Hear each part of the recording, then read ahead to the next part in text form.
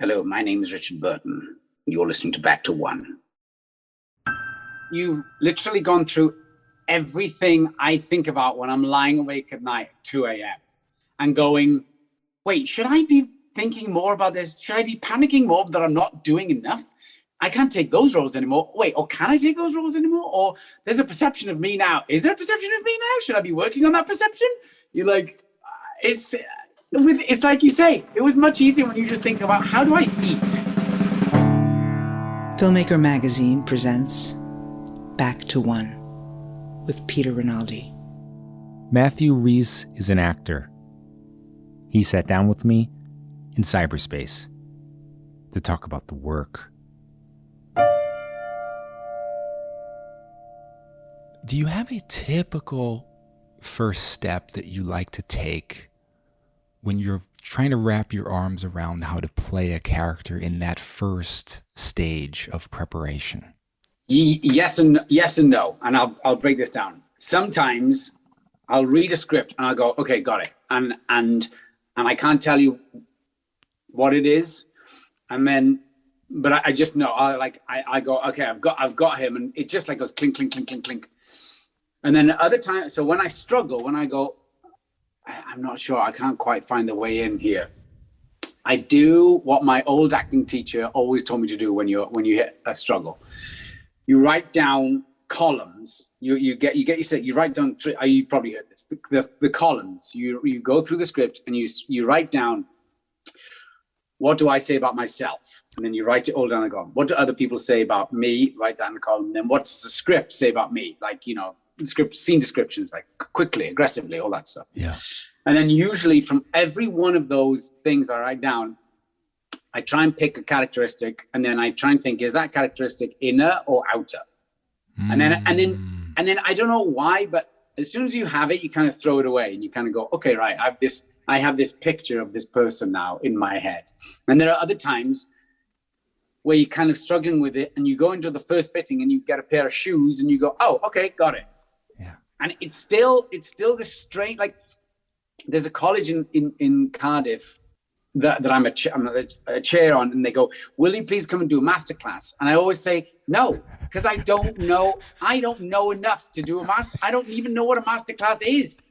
I'm still figuring this shit out. Sometimes I get it right, but a lot of the times I get it wrong. And I don't know, I don't have this formula that I can say to kids, go, okay, I have tools, little tools like I just told you, and go, you can do that and it'll help you. But sometimes I'll do a performance and I'll go, I've no idea what I did or how I did it, but I think it was okay. And I don't know because I never watch it, but I just have this feeling for it, which they kind of go, well, what's the feeling? And I go, I don't know. I can't explain it. Stop asking me questions. Yes. Just stand on the tape and say your fucking words. But what did RADA do for you? There must have been an experience there that was transformative, right? Yes. Yeah. And it gives you, it does a number of things. It gives you an incredible toolkit, because I was doing kind of amateur productions and I was always losing my voice. And then I had a voice teacher who was like, I can tell you physically why you're losing your voice. One is your posture, and two, it's where your voice is coming from. You're not on your center note. Most actors aren't, you're not speaking from your center note. And then it gives you all these tools, like all the usual stuff, like, mime and fencing and singing and all that good stuff, which is kind of, yes, and good. And then they do this other thing where they make you, not very intentionally, they put you in these situations that are very uncomfortable. In front of your peers, you have to do very challenging scenes that are certainly out of your kind of range, or, just difficult things that put the fear of God in you, that give you not necessarily a confidence, but a feeling of, if I turn up on set where there's no time to prepare and I'm in front of a group of people I don't know, I won't falter attacking this thing. Whatever this thing is, I'll attack it. And it did give me that confidence to go, you know what, I just have to, because so often in this day and age when there's no time to rehearse, you're in front of 70 people you don't know, and you're very vulnerable. You just have to go for it. And it gave me that little switch that allows me to do that. And then the most important thing to me, you know, as much as I contradict myself about what I've just said about acting, it did give me a formula to fall back on when I wasn't feeling whatever it was, or wasn't getting a pair of shoes that gave me the character. They went, you know, we had this incredible teacher from New York who trained under Stella Adler. So I felt like there was some part of me that was like touching Marlon Brando. So I kind of go, she gave us this very simple breakdown of what acting is. And the first week I was like, you can't break down acting. It's ethereal. It's magic. How dare you? Yeah. And then you go, oh yeah, these are all great. These are all great. You know, like Robert Lewis's book, Advice to the Players, Stella Adler, it's all magical stuff to just break down acting if you are struggling or you can't get there. It's almost like, tell me if this makes sense.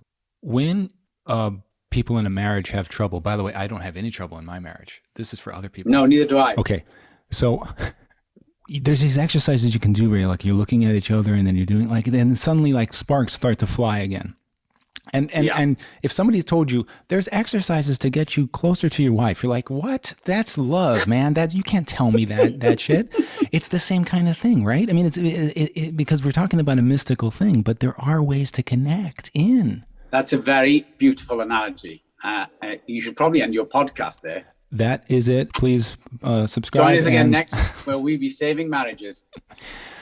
But thinking about stuff like that and this, I mean, do you approach this stuff in the mystical way like that? Do you like, because you were just saying like sometimes you just gotta do it. I don't understand it. You're trusting something. Is that what the secret is here? Like connecting in. Do you believe in stuff like that? Like you're connecting into this energy and stuff like that, or is that kind of talk turn you off?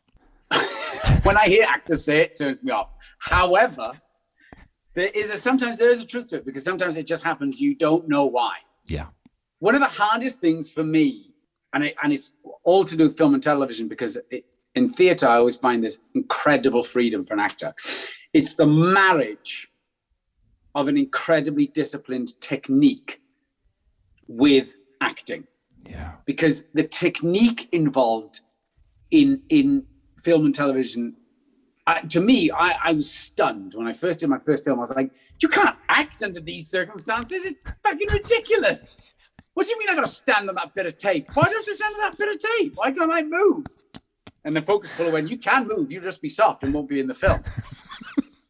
You know, like right. Sometimes when, you know, this is a bad boom swinger, but a boom swinger sometimes like, look, I've really got to swing over to you for that line. Can you pause for a second? And you go, wait, what?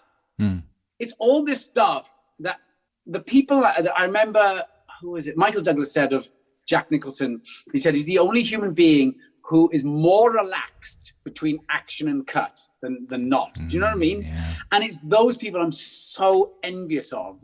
It's either they don't care about the distraction, or they're so laser focused. And when you see those actors, I'm always like, oh, because I'm so easily distracted by periphery. Yeah. And I hate to be the actor going, can you stop moving around in my eye line? You're driving me nuts. And I hate myself for being the actor, but I'm so easily distracted. I even went to this like hypnotist, because I was like, I can't tunnel vision myself. Yeah. I get too distracted by everything else going on, like the grip who's whipping pieces of, you know, poly under my chin every time I speak to get more light into my eyes, my skull sunken eyes. I can't switch that stuff out. So to me, almost the greatest struggle for my career to do with acting in film and television is this marriage of rigid technique and acting.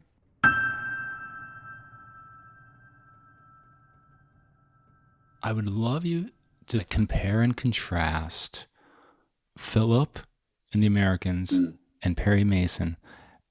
The experience of creating both those characters. Like, I'm assuming that for Perry Mason, there was, because you were the producer and kind of on it starting it out in a different way, that there was more of a hand in the creative aspect of it. And what were the pros and cons, if that was true, of approaching a character having that kind of hand in it, as opposed to the other way, where it's like you're finding your way as you go, or there's other people that have their hands in it, and you're kind of having to wrestle with that kind of thing about building it up yourself, outside of the people that are actually writing it. Yeah, I mean, it's doing a long running show. You're right. I enjoyed the word wrestle you use, because you go in and a lot of people have a lot of preconceived ideas about who Philip is.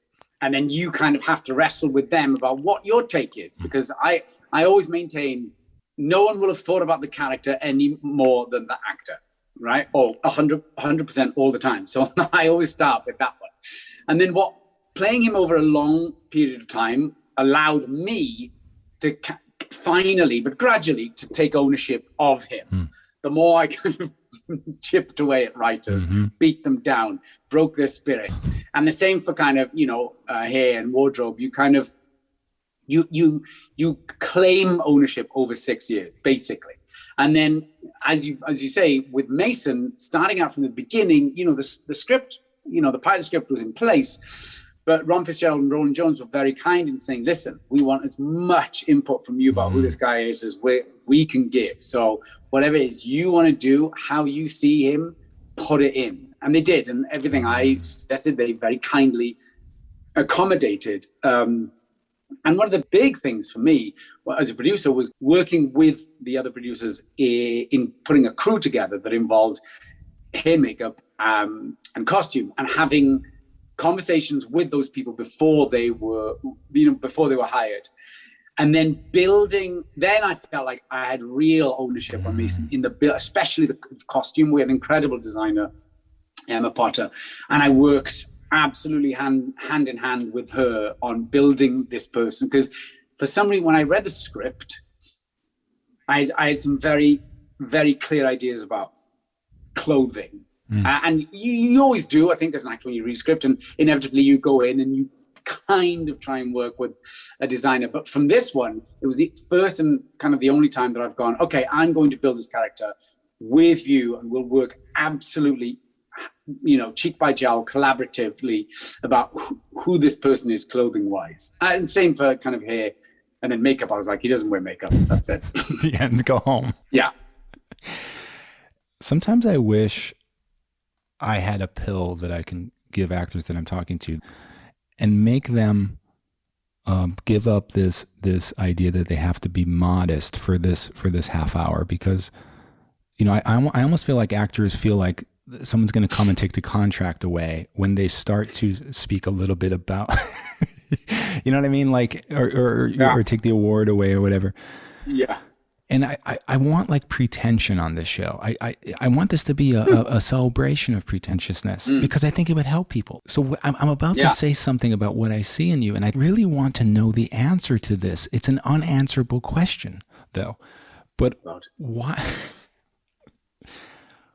why are you just as interesting to me as an audience member when you're not speaking as when you're speaking? That was one of the things that was heavily worked on at RADA with this incredible acting coach we had. Internal life and listening. Right? She goes, she'd like squirt a water pistol at you if she didn't think you were as active listening as you were speaking. Whoa, and you get hit with water. Yeah, during acting exercises. So it's kind of amazing. It's amazing. And very humiliating. Yeah. Yeah, but it's kind of true. And she said, you have to be just as active listening as you are speaking. There's no difference. It's like you don't stop breathing when you start speaking. And that's just something I've always remembered, that we always work with, you're playing actions and seeing intentions, what it is you want. And she'd always say, that doesn't stop when you stop talking. Yes. So I've always remembered that, and always remembered there was another acting teacher, Joe Blatchley, who always said, you've still got to change the look on their face with the way you look, not by the way you speak. Yes. So I've always remembered those things, and it just keeps you active. And that's what I've always enjoyed in directors, is directors who keep me active, who especially give active verbs to play. So you stop acting That's part of it. The getting to the great acting by stopping doing it. Yes. The worst thing you can do is act. My father said that before I went to RADA. Another unanswerable question. Why are my favorite scenes in Perry Mason between you and Shea Whigham? What does this actor bring out in you? Can you talk about that? Something's happening there, right? It feels like you're loving this with him. Is that true? Yeah, I was because that was you read that on the page and you go, oh my God, who's this going to be? And not in a bad way. What I mean by that is it's like when you're cast as a best friend and you're meant to see that relationship, or you're meant to see past whatever. You always go, oh God, I hope this works out. I just hope it works. And with Whigham, it just was like, ping! And I was like, and don't ask me what it was, alchemy, or the fact that he's just an incredible dance partner. And if you blink a certain way, he'll react to it. Amazing. It's like, he'll catch every minutia you do. He's with you. He's not like in that actory hawkish way where they're on you, staring at you, and you're like, oh my God, what's going on? But it's just this intrinsic thing he does where however different you throw the ball at him, he'll just catch it and throw it back at you. And also we have fun. He wants to have fun with it. He wants to play. He hasn't lost that beauty of play that you forget when you're a kid. He is that. And we had the alchemy for free, and he's also just a heaven-sent dance partner. Do you find yourself being really sensitive to who you're playing opposite? Like, is this a potential problem sometimes? Like, are you really like sensing things from them that are interfering with your work? Always. And a part of the problems I have, especially in my 20s, I'd be acting with someone and I go, they just hate what I'm doing. They hate what I'm doing. And like, this is what's going on in my mind when I'm meant to be acting. And yes, it's, sometimes there's those actors who kind of bulldoze that I kind of hate and love at the same time, because they make these big, bold choices. They don't really care about the other actors. But their performances work as a result of it. I don't know whether it's confidence or arrogance or whatever, but I was always partly disgusted and partly in awe of those people, that they don't really care about what you're going to do, but they just go for it and they do it. And there's a payoff to it most of the time. And a part of me, I think a part of me I've worked on is becoming a little more selfish and kind of going, it's not just, about what the other person is doing or thinking. I have to bring my own game to the table.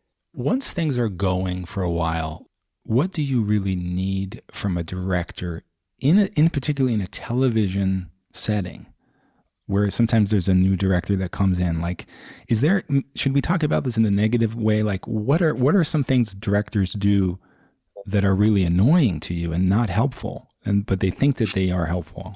The classic is they come in and explain the scene, and you go, "Yeah, I've read this. I've read the script too." That's a classic that happens often.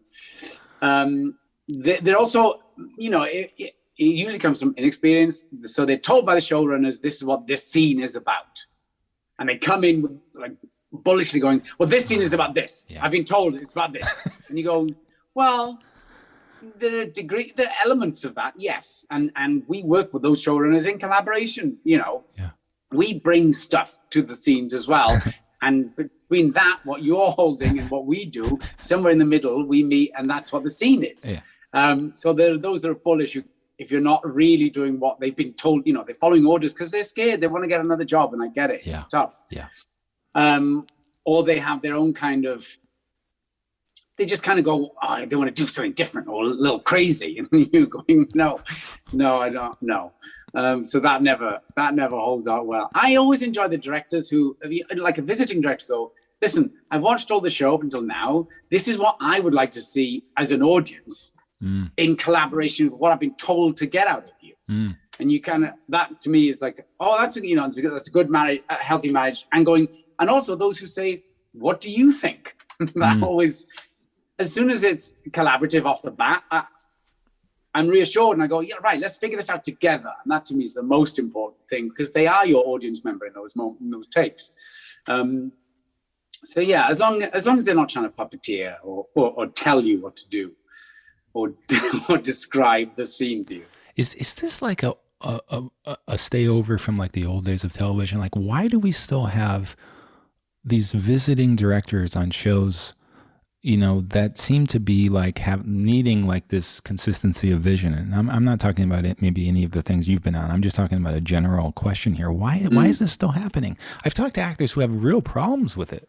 They're longing for this one director that they had, and then they have these series of visiting directors, and it's terrible. Yeah. I mean, they still do good work. I mean, but they have problems. Yeah, I don't know. I mean, you know, they talk about the sheer logistics of shooting a long series whereby, you know, you just need the visiting directors so that they can prep, they can scout, you know, they can edit, you know, blah, blah, blah, blah, blah, blah, blah. But you kind of go, surely the true benefit is having real consistency and continuity to a show, other than just fulfilling logistics. You know, you would produce far better shows if you had 2 directors and not 8. It's strange, and whether it's a hang up that they think, right, this is how it works and this is how it should be done. It's tough because you're constantly having to change and adapt and kind of sometimes justify yourself and fight your corner, and you kind of go, this gig is hard enough, right. You know, without. And then, you know, the beauty of having a long running show is you whittle down, you reduce your jus, to be pretentious, to the directors you like, and then it's that same group who come in, who have the shorthand, who know the show and who know how to work with you. But it's rough. When you get one in who is really bucking it, it's the worst place to be. So what were some of the things you had to get used to being the sole star of a show? Like, are there things that you didn't realize needed to be your responsibility suddenly? Maybe not just in the work, but on set, also being the producer, you know, like was there a certain setting of the tone or something that you feel like you had to take on to yourself? Yes, I do have this. I have this. I've always, maybe I'm a bit old school, but I've always appreciated leading actors who set a standard, set a precedent, set a tone, and lead. And I've been lucky enough to see Sally Field, Tom Hanks, Anthony Hopkins, all do exactly that, and the benefit, how the production and the end result benefits, I think, is tenfold. So I did take on that old school mantle that you need. If you're the lead, you lead. You set the tone, you set the precedent, and inevitably everyone benefits from it. Because I like being on a set where you feel safe, you feel protected, you're encouraged to work, because it's, you know, as well, you know, it's something that costs an inordinate amount of money. So you're not there to mess around. You know, you're there to do a job as best you can, because you know, it always blows my mind that they spend so much money and you get such little time to get it right. It's crazy, right? It is crazy. But it feels, I mean, like a show like this feels like it has all this time. It feels like I had to be like, who's directing this? And then I saw like first couple episodes, Tim Van Patten, and I was like, all right, this makes sense now, because something felt like, you can feel, I guess it's just me, like little things bother me, like the way the extras are directed bother me, like that, you know what I mean? Like when you can tell when something is directed and it just has this overall feel. I mean, does that help you too in the scene? Hugely. And what I was saying, and Tim's big on that, because as much as if I'm a viewer watching something and you see the background kind of being weird, you pulled out straight away. And going back to what I was saying about my awareness, if I'm in a scene and I see like, I'm just like, I'm out of the scene. I'm just like, because all I can think about is like, this is going to look terrible in the edit. They're just going to go, what the fuck is going on with these people in the background? I will not be an extra on Perry Mason season 2. I mean, I'm taking away my central casting shot there. Good. I don't want to ruin the show for you. Yeah. It's brutal. It's like that guy in King of Comedy, you know, that famous extra in King of Comedy. I'm just like, get King of Comedy out of here. Yeah. So, and he's big on that. But to say, going back to what you're saying about Tim, about time, he does, and I think what Tim does, he crews and casts diligently so that he can kind of go, right, now you've all been given your job. I trust you with your job. You know, his first question is always, what do you think? What do you think? And you go, okay, this is a great collaboration. Then he kind of takes care of everything else. So you do feel like you have time. There was never, you know, as much as I say you have such little time. What I mean is, you know, in the grand scheme of shooting a scene, it's for the amount of money it costs, it's not much time. But yes, what Tim Van Patten does is gives this feeling of time. It's like actors and DP and him at the rehearsal, and that's it. And you go, okay, let's figure out what this is. And when we do that correctly, it'll shoot quicker.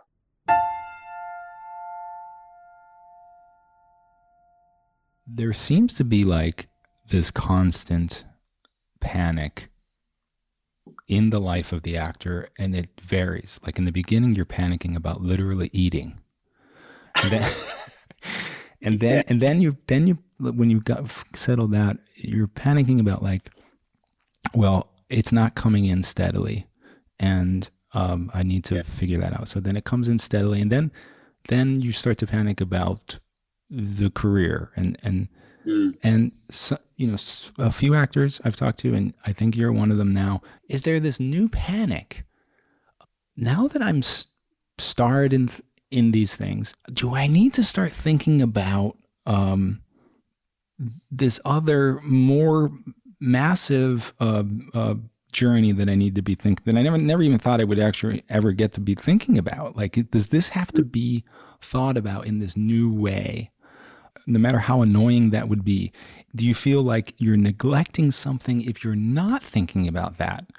It's also about like, now I have an opportunity to actually panic about the content. What am I putting into the world? What am I putting my energy into? I get to put my energy into really good things now. But this is a panic now that I never thought I would have. Yeah. It's kind of amazing. You've literally gone through everything I think about when I'm lying awake at night, 2 a.m.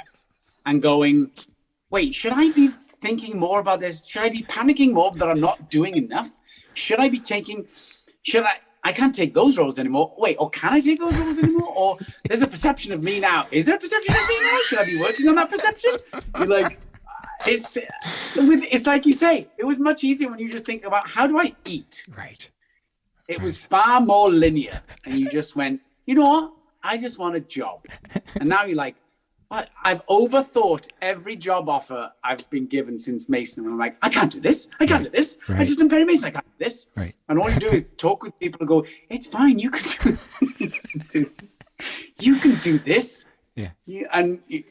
No one's going to think any less of you. Yeah. No one's going to think of you if you don't do this. You know, it's all the stuff you go through. And then you just go, why am I so vain? Why am I even thinking about all this? I got to stop thinking about myself. I have kids, for the love of God. And you just go, and then you're like, maybe I should just get up and have a cup of coffee. But yes, it just doesn't end. And you kind of go, you just think about different stuff. And it's kind of bigger and more, I wouldn't say existential, but it's not about the question of existence or maybe the existence of your career. But yeah, I think I overthink these things far too often. Tony Hopkins gave me the best 2 pieces of advice on Titus. He went, I went up to talk to him at the end and he said, listen, be bold and greater forces will come to your aid and just act. Don't go to the parties, just act. And I was like, bingo. Matthew Rhys, thank you so much. I hope you'll come back on this show again. I'd love to. I feel like I'm just warming up. Back to One is a production of Filmmaker Magazine, which is a publication of The Gotham, formerly IFP. Listen to back episodes of this podcast at filmmakermagazine.com or wherever you get your podcasts.